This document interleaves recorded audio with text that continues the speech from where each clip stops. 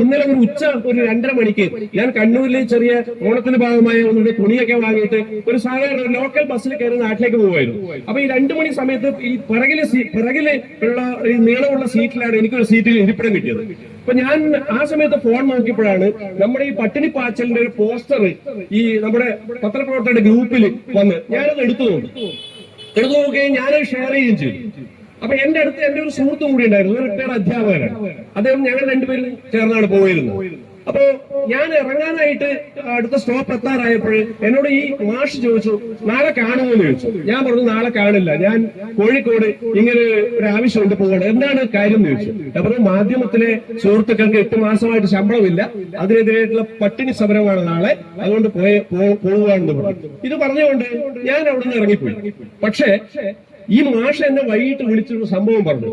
അത് മാധ്യമ മാനേജ്മെന്റ് ശ്രദ്ധിക്കേണ്ട ഒരു കാര്യമാണ്. അദ്ദേഹം ഈ മാഷനോട് പറഞ്ഞെന്താണെന്ന് വെച്ചാൽ, നിങ്ങൾ അവിടെ നിന്ന് ഇറങ്ങി പോയതിനു ശേഷം ഈ ബസ്സിനകത്ത് ആ പിറകിലെ ഭാഗത്ത് ഭയങ്കരമായ ചർച്ചയായിരുന്നു. അതായത് എന്റെ തൊട്ടടുത്തിരുന്ന ഇത് കേട്ടിട്ടുള്ള, ഞാൻ ഈ പറയുന്നത് കേട്ടിട്ടുള്ള ഒരാള് ഉടൻ തന്നെ കോട്ടയത്ത് മാധ്യമ ഓഫീസിലേക്ക് വിളിച്ചെത്ര. അത് കോട്ടയത്ത് മാധ്യമത്തിൽ ജോലി ചെയ്യുന്ന ഒരു ജീവനക്കാരൻ അദ്ദേഹത്തിന്റെ സുഹൃത്താണ്. എനിക്ക് ഇവരൊന്നും അറിയില്ല, ഈ മാഷനോട് പറഞ്ഞത്. അപ്പൊ എന്നിട്ട് അദ്ദേഹം ചോദിക്കുകയാണ് ഫോണിൽ, അല്ല നിനക്ക് 8 മാസമായിട്ട് കൂലിയൊന്നും കിട്ടുന്നില്ലേ, നീ ആരോടൊന്നും പറഞ്ഞില്ലേ എന്ന് ചോദിച്ചു. അപ്പോ എന്താണ് മറുപടി എന്നറിയില്ല.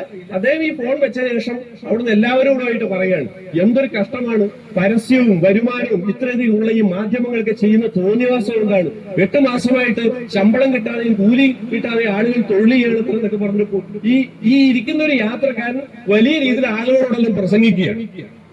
അപ്പൊ ഈ ആളുകളൊക്കെ ഇത് പിന്നീട് പിറകിൽ ഭാഗത്ത് നിൽക്കുകയും ചെയ്ത ബസ്സിലെ യാത്രക്കാരെല്ലാം ഇതിനോടൊപ്പം ചേർന്നിട്ട് മാധ്യമ മേഖലയിൽ നിലനിൽക്കുന്ന വലിയൊരു അനീതിയെ കുറിച്ച് ചർച്ച നടത്തുക. യഥാർത്ഥത്തിൽ മാധ്യമ മാനേജ്മെന്റ് ശ്രദ്ധിക്കേണ്ടുന്ന ഒരു കാര്യം, ഇങ്ങനെ ചർച്ചകൾ നമ്മുടെ സമൂഹത്തിൽ നടക്കുന്നുണ്ട്. അതിന്റെ ഭാഗമായിട്ടാണ് ഒരുപക്ഷെ ഏതാനും ദശാബ്ദങ്ങൾക്ക് മുമ്പ് മാധ്യമത്തിന് ഈ സമൂഹത്തിൽ, മതേതര സമൂഹത്തിൽ ഉണ്ടായിരുന്ന സ്വീകാര്യത ഇന്നുണ്ടോ എന്ന് നമ്മളൊന്ന് ഉറക്കെ ചോദിക്കണം. ഈ സമൂഹത്തിന്റെ വിവിധ മൂലകളിൽ ഈ മാധ്യമ പ്രവർത്തനത്തിലെ അനീതിയെ കുറിച്ച്, ജോലിക്ക് കൂലി കിട്ടാത്തതിനെ കുറിച്ച് വളരെ വ്യാപകമായ ചർച്ച നടക്കുന്നുണ്ട്. ഇത് മാധ്യമ മാനേജ്മെന്റ് കണ്ണ് തുറന്ന് നോക്കുകയും ചെവി തുറന്ന് കേൾക്കുകയും വേണം. അങ്ങനെ കേൾക്കുകയാണെങ്കിൽ യഥാർത്ഥത്തിൽ ഇപ്പോൾ ചെയ്യുന്ന പോലുള്ള ഈ ഒരു സ്ഥലത്ത് തന്നെ 2 തരം ന്യായം, 2 തരം നീതി.